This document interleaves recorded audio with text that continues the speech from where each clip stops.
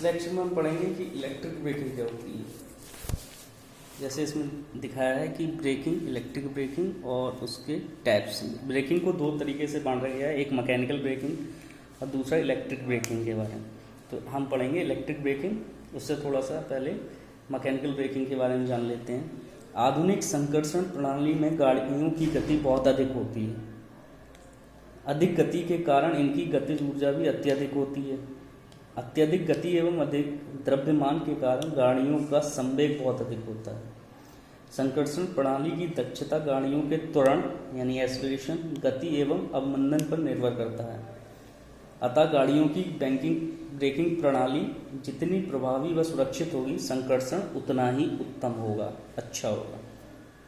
ट्रेनों में सामान्यतः यांत्रिक ब्रेकिंग के अंतर्गत वैक्यूम ब्रेकिंग तथा वैद्युत ब्रेकिंग के अंतर्गत प्लग-इन, रियोस्टेटिक ब्रेकिंग या फिर रीजनरेटिव ब्रेकिंग का उपयोग करके ब्रेकिंग प्रणाली को प्रभावी बनाया जाता है। वैक्यूम ब्रेकिंग में क्या होता है? वैक्यूम ब्रेकिंग में ट्रेन के सभी डिब्बों के पहियों में ब्रेक शू स्प्रिंग के दाव से घर्षण विधि द्वारा पहियों की गति को रोके रखते हैं।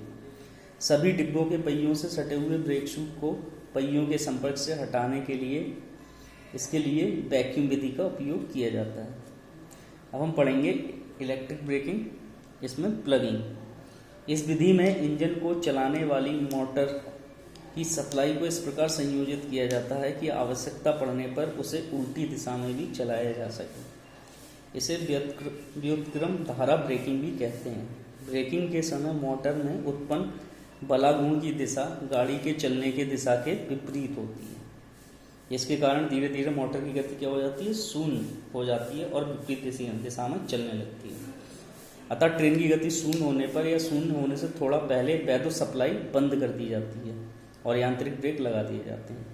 जैसे ट्रेन में जो ब्रेक लगते हैं वो किस तरीके से लगते हैं वो बताते हैं, जिससे ट्रेन रुक जाती है। इस विधि में ब्रेकिंग के समय भी वैद्युत ऊर्जा सप्लाई से ली जाती है और ट्रेन की गतिज ऊर्जा व्यर्थ चली जाती है। सप्लाई फेल हो जाने पर यह प्रणाली कार्य नहीं कर सकती है। इस प्रणाली की दक्षता कम होती है। जैसे कि इसमें ये डायग्राम बना हुआ है, आपको ये डायग्राम्स बनाने पड़ेंगे, सर्किट डायग्राम, तभी मार्क्स मिलेंगे। उसके बाद है रियोस्टेटिक ब्रेकिंग। इस विधि में ब्रेकिंग के समय मोटर को वैद्युत सप्लाई से अलग कर दिया जाता है। अब यही मोटर ट्रेन को गतिज ऊर्जा को वैद्युत ऊर्जा में परिवर्तित करने के लिए एक जनित्र की तरह कार्य करने लगती है। मोटर के टर्मिनलों को एक प्रतिरोध से जोड़ दिया जाता है जो उत्पन्न विद्युत ऊर्जा को ऊष्मा में परिवर्तित कर देती है।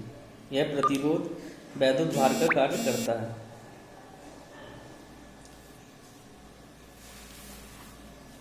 रियोस्टेटिक ब्रेकिंग करते समय आर्मेचर के टर्मिनलों को सप्लाई से अलग करते समय इस बात का ध्यान रखा जाता है कि क्षेत्र कुंडली में धारा की दिशा ना बदले। मोटर जनित्र की तरह काम करते समय क्षेत्र कुंडली व उत्तेजित रहे या बाहर उत्तेजित, दोनों स्थितियों में उत्पन्न विद्युत ऊर्जा प्रतिरोध में ऊष्मा ऊर्जा में परिवर्तित हो जाती है। कभी कभी एक क्वेश्चन बनता है कि मोटर जो है वो जनरेटर की तरह कार्य कर सकता है या नहीं, तो इसका आंसर है हाँ, कर सकता है। अगर आपसे बार पूछा जाता है कि मोटर जनरेटर की तरह वर्क करेगा या नहीं करेगा, तो आपको उसका आंसर हाँ में देना होगा कि हाँ कर सकता है। ठीक है। अब आते हैं रीजनरेटिव ब्रेकिंग में। पुनर्जन ब्रेकिंग में गाड़ी की गतिज ऊर्जा को वैद्युत ऊर्जा में परिवर्तित करके सप्लाई प्रणाली को वापस भेज दिया जाता है। इसके लिए कुछ कंडीशंस होती हैं कि कब मतलब भेज सकते हैं। जैसे कि इसमें ये दिखाया है, ये रियोस्टेटिक ब्रेकिंग का डायग्राम है और इसके बाद ये रीजनरेटिव का है। ठीक है। इसमें क्या क्या कंडीशन होती है? ब्रेकिंग के समय मोटर में उत्पन्न विरोधी विद्युत वाहक बल का मान सप्लाई वोल्टता के मान से अधिक होना आवश्यक है। दूसरा है सुरक्षा की दृष्टि से ब्रेकिंग प्रणाली में यांत्रिक स्थिरता होनी चाहिए, यानी अधिक से अधिक ब्रेकिंग बलागुण प्राप्त होना चाहिए। तीसरा है ब्रेकिंग प्रणाली में वैद्युत स्थिरता होनी चाहिए, अर्थात बलागुण सप्लाई वोल्टता की अस्थिरता पर निर्भर नहीं होनी चाहिए।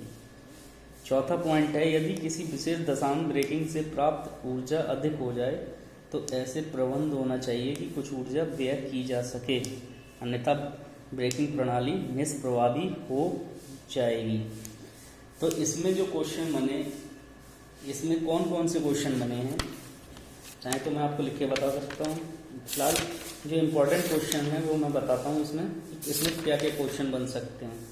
इसमें सबसे पहले क्वेश्चन आएगा कि डीसी ट्रैक सिस्टम और एसी ट्रैक सिस्टम क्या है, इलेक्ट्रिक रिएक्शन क्या होता है, उसके एडवांटेज लिखिए, क्लासिफिकेशन, ठीक है। और उसके बाद में इसमें आएगा कि कलेक्टर्स क्या होते हैं और वो कितने तरीके के होते हैं, वो सब आपको लिखने पड़ेंगे विद डायग्राम।